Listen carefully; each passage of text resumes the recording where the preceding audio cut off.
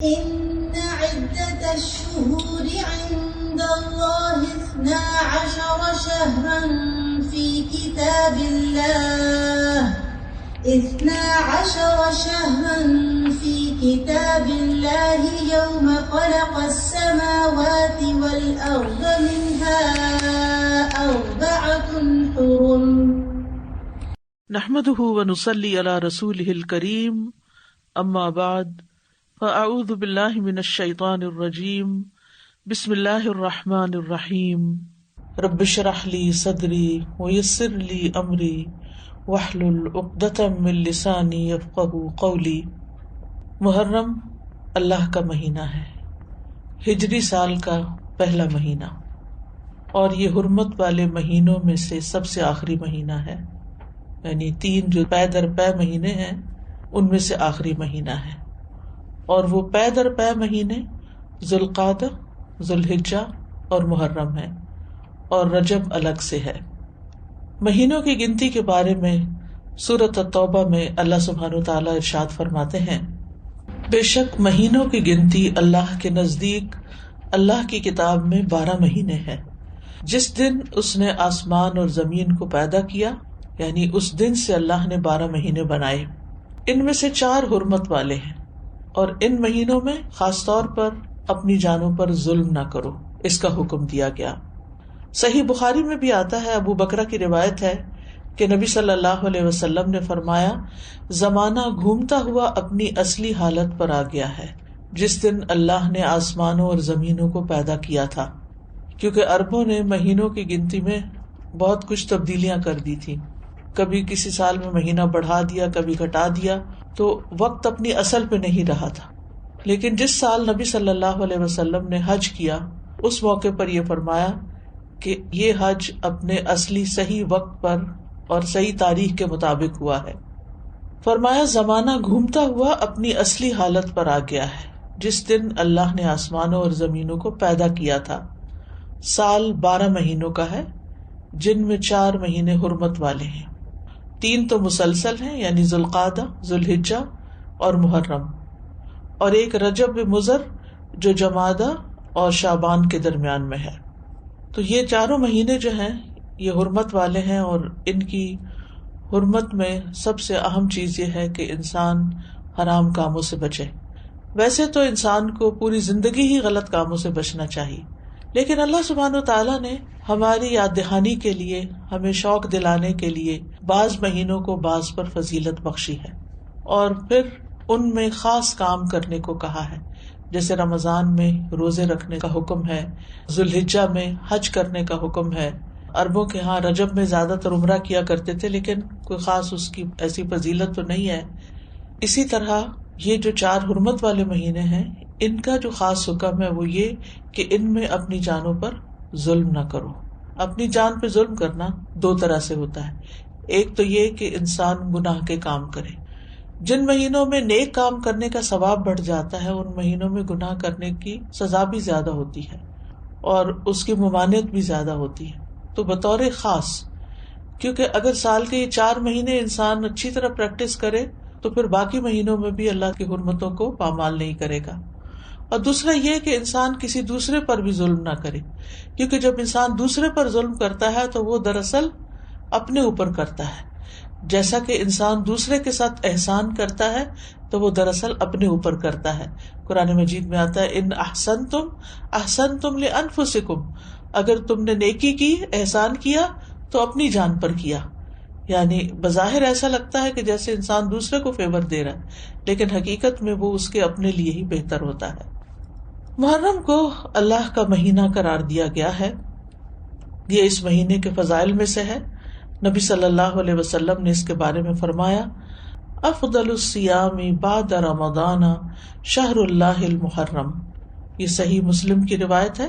ابو ہریرہ رضی اللہ عنہ کہتے ہیں کہ رسول اللہ صلی اللہ علیہ وسلم نے فرمایا، رمضان کے بعد سب سے افضل روزے اللہ کے مہینے محرم کے ہیں، یعنی اس مہینے میں خاص طور پر روزے رکھنے کا اہتمام کرنا چاہیے، یعنی یہ اس کی خاص عبادت ہے۔ اس مہینے کو شہر اللہ المحرم کہہ کر شرف دیا گیا ہے، یعنی اللہ تعالیٰ نے اس کو اپنی طرف منسوب کیا کہ یہ اللہ کا مہینہ ہے. اس سے اس مہینے کے شرف اور فضیلت پر دلیل ملتی ہے. اللہ سبحانہ و تعالیٰ اپنی خاص خاص مخلوقات کو اپنی طرف منسوب کرتا ہے. جیسے اللہ سبحانہ و تعالیٰ نے محمد صلی اللہ علیہ وسلم کو، ابراہیم علیہ السلام کو، اسحاق علیہ السلام کو، یعقوب علیہ السلام کو اور دیگر انبیاء کو اپنی عبودیت کی طرف منسوب کیا ہے کہ یہ اللہ کے بندے ہیں، ان کو اپنا بندہ قرار دیا ہے. اسی طرح خانہ کعبہ کو اللہ تعالیٰ نے بیت اللہ کہا ہے، اللہ کا گھر. اسی طرح قوم سمود کی اونٹنی کو اللہ تعالیٰ نے ناقۃ اللہ کہا، اللہ کی اونٹنی. تو جس چیز کو اللہ تعالیٰ اپنی طرف منسوب کرے وہ اس کی خاص عزت اور تشریف کی وجہ سے ہوتا ہے، یعنی اس کی خاص امپورٹنس کی وجہ سے ہوتا ہے. اگرچہ حرمت والے مہینے 4 ہیں، لیکن ان چاروں میں سے پھر افضل جو ہے وہ محرم ہے. حسن بصری رحمت اللہ علیہ کہتے ہیں کہ حرمت کے مہینوں میں سے بھی سب سے افضل مہینہ محرم کا ہے. اگر دیکھا جائے تو سال کا آغاز اور اختتام دونوں ہی حرمت والے مہینوں سے ہوتے ہیں. حسن بصری کہتے ہیں کہ اللہ نے سال کو حرمت والے مہینے سے شروع کیا، یعنی محرم سے شروع کیا، اور سال کا اختتام بھی حرمت والے مہینے کے ساتھ کیا، یعنی ذوالحجہ کے ساتھ. اور پھر اللہ کے نزدیک ہجری سال میں رمضان کے بعد محرم سے زیادہ اور کوئی مہینہ عظمت والا نہیں. تو اس سے آپ اندازہ لگا سکتے ہیں کہ اس مہینے کی کتنی فضیلت ہے. اور محرم میں سے بھی پہلے 10 دن زیادہ فضیلت کے ہیں. سلف صالحین 3 اشروں کی تعظیم کیا کرتے تھے. ابو عثمان نہدی رحمہ اللہ کہتے ہیں کہ سلف صالحین 3 اشروں کی تعظیم کرتے تھے: رمضان کے آخری 10 دن، ذوالحجہ کے پہلے 10 دن اور ماہ محرم کے پہلے 10 دن. یعنی یہ 3 جیسے دھاکے جن کو کہتے ہیں، یعنی 10 دن پر مشتمل دن، یہ باقی دنوں کی نسبت زیادہ اہمیت کے حامل ہیں. حرمت والے مہینوں میں خاص طور پر ظلم کی ممانعت ہے. اللہ سبحانہ تعالیٰ نے ان مہینوں میں جان پر ظلم کرنے سے منع کیا.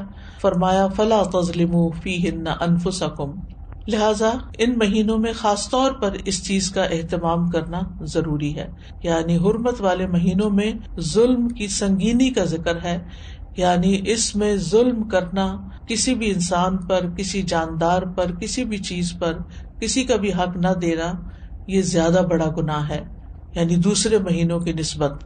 اگرچہ سارا سال ہی منع ہے، ہر حال میں ظلم سنگین ہوتا ہے، لیکن ان مہینوں میں بطور خاص منع کیا گیا ہے. پھر ایک اور بات یہ ہے کہ محرم کے مہینے میں خاص عبادت جو ہے وہ روزے رکھنے کی ہے. تو اس مہینے میں اللہ کی توفیق سے اگر ممکن ہو تو کثرت سے روزے رکھنا مستحب ہے.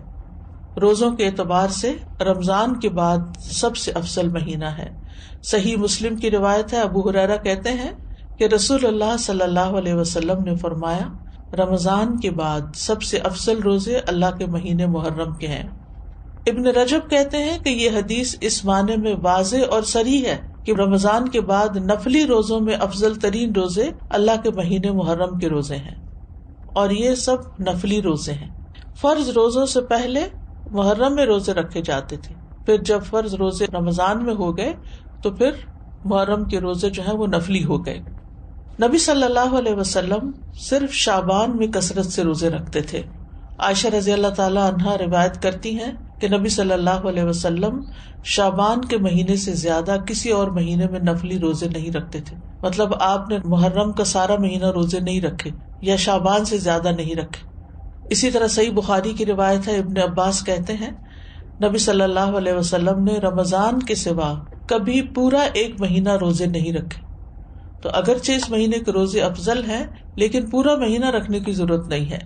آپ روزے رکھتے حتیٰ کہ کہنے والا کہتا واللہ آپ کبھی افطار نہیں کریں گے، یعنی مسلسل رکھتے چلے جاتے تھے.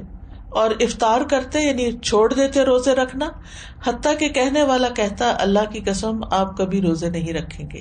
تو اس میں آپ کا جو پیٹرن تھا تسلسل کے ساتھ روزے رکھنے کا، وہ ہمیشہ کے لیے نہیں ہوتا تھا. اور یہ کیوں نہیں کیا آپ نے؟ اس لیے نہیں کہ آپ کے اندر طاقت نہیں تھی، اس لیے کہ امت کے لیے مشکل نہ ہو. کیونکہ امت میں بہت سارے لوگ ایسے ہوتے ہیں جو نبی صلی اللہ علیہ وسلم کی ہر بات کو کاپی کرنا چاہتے ہیں، ہر سنت کی پیروی کرنا چاہتے ہیں، تو پھر یہ چیز مشکل ہو جاتی. اب سوال یہ پیدا ہوتا ہے کہ نبی صلی اللہ علیہ وسلم محرم کی بجائے شعبان میں کثرت سے روزے کیوں رکھتے تھے؟ علماء کو اس مسئلے میں اشکال ہوا ہے کہ اگر محرم زیادہ افضل ہے تو آپ شعبان میں کیوں زیادہ روزے رکھتے؟ کہ آپ نے صراحت کے ساتھ یہ فرمایا کہ ماہ محرم کے روزے جو ہیں وہ افضل ہیں، تو اس میں بعض علماء یہ کہتے ہیں کہ شاید آپ کو محرم کی فضیلت کا علم زندگی کے آخری ایام میں ہوا، یعنی شروع سے نہیں یہ بات بتائی گئی.